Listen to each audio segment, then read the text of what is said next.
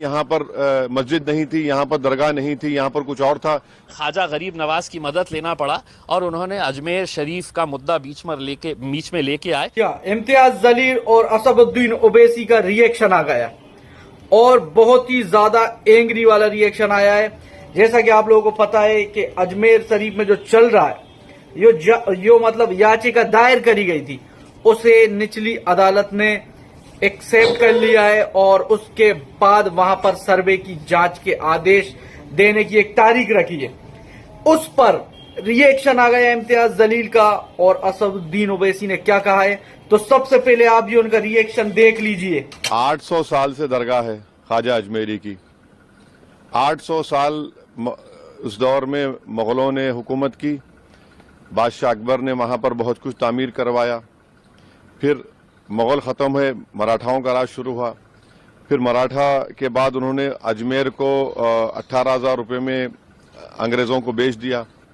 1911 में queen Elizabeth आई तो वहाँ पानी का हाउस बनवाया। नेहरू से लेकर जितने प्रधानमंत्री बने वो वहाँ पर चादर भिजाते हैं। आप बताइए क्या करना चाह रहे हैं लोग? आखिर क्यों इतनी नफरत पैदा कर दिए बीजेपी आरएसएस वाले मस्जिद दरगाहों के ताल्लुक से?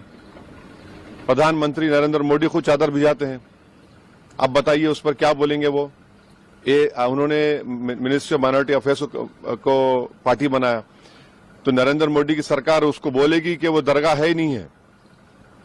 प्लेसेस ऑफ वर्शिप एक्ट तो इस्तेमाल ही नहीं हो रहा। लोअर कोर्ट आखिर प्लेसेस ऑफ वर्शिप एक्ट को क्यों नहीं सुन रही है?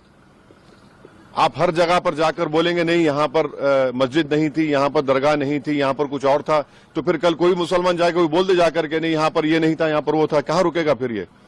रूल ऑफ लॉ कहाँ जाएगा? डेमोक्रेसी कहाँ जाएगी? लॉ एंड ऑर्डर कहाँ जाएगा? हमने देख लिया संभल में 5 लोगों ने अपनी जान गंवा दी। इतना बड़ा गड़बड़ हो गई, वहां पर वायलेंस हो गया। तो ये तो देश के हित में नहीं है। जो सियासत नरेंद्र मोदी और आरएसएस कर रही है उससे देश कमजोर हो रहा है, उससे भाईचारगी कमजोर हो रही है, रूल ऑफ लॉ कमजोर हो रहा है। अब तो इनको जवाब देना पड़ेगा। ये जितने भी लोग हैं ये डायरेक्टली इनडायरेक्टली इनका ताल्लुक बीजेपी आरएसएस से है, उन्हीं के इशारों पर हरकत कर रहे हैं पूरा। ये अजमेर का जो मामला चल रहा है उस पर क्या? देखिए, ईवीएम के जरिए अपनी सरकार बनाने वाली भारतीय जनता पार्टी जब ये देख रही थी कि पूरे टेलीविज़न चैनल्स के ऊपर सिर्फ बेईमानी के ज़रिए जीता गया महाराष्ट्र का इलेक्शन की खबरें चल रही है, तो उस खबरों को डाइवर्ट करने के लिए उन्हें ख्वाजा गरीब नवाज की मदद लेना पड़ा और उन्होंने अजमेर शरीफ का मुद्दा बीच में लेके आए। अब पूरे मीडिया वाले जो है वो बेईमानी की खबरों को हटाकर अब किस तरीके से अजमेर शरीफ के अंदर सर्वे किया जा रहा है, पूरा मीडिया जो है उसी के ऊपर लगा हुआ है। तो बेईमानी जो है वो सिर्फ भारतीय जनता पार्टी करती है ऐसा नहीं है।